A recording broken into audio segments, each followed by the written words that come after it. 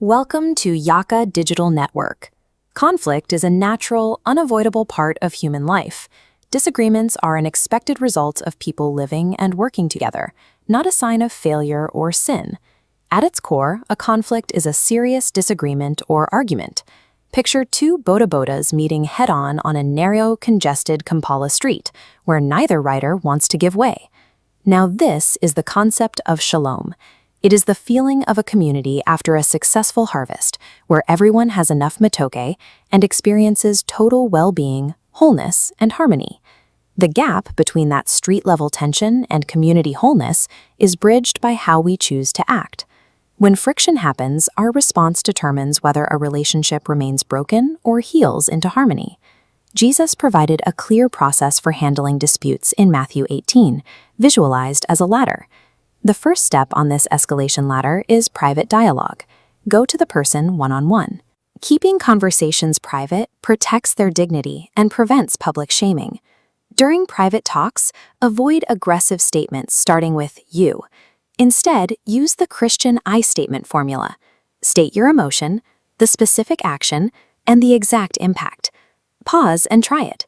I feel hurt when my pen is taken because I cannot finish my classwork. By mastering this exact formula, you focus the discussion entirely on the problem, rather than attacking the person. This creates the space needed for an open, truth-seeking collaboration, where both sides can win. If private conversation fails, move up the ladder to step 2. Involve witnesses. Bring in neutral, wise people, like the Ugandan tradition of Okugamba. As a final resort, step 3 involves community leadership, asking an LC1 chairperson or school prefect to step in for mediation.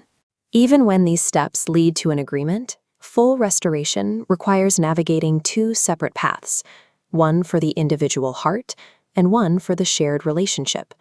Forgiveness is a personal, one-way decision. It is the choice to let go of resentment and the desire for revenge. Think of it like putting down a heavy sack. It releases you from the burden of bitterness, even if the other person never apologizes. Reconciliation is a two-way process.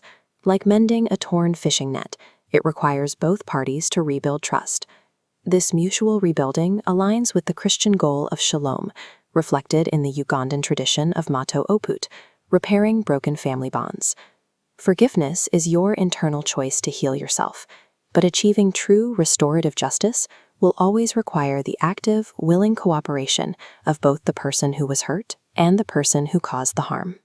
These three frameworks, the Matthew 18 ladder, the I statement formula, and the distinction between forgiveness and reconciliation, provide the structure for resolving the most difficult disputes. By applying them, you step into the role of a bridge builder, creating stability and fairness in your community. Thank you for learning with Yaka Digital Network. Visit the Yaka website for more content. Disagreements will always happen, but how long they last and whether they end in violence or renewed friendship is a choice that rests entirely in your hands.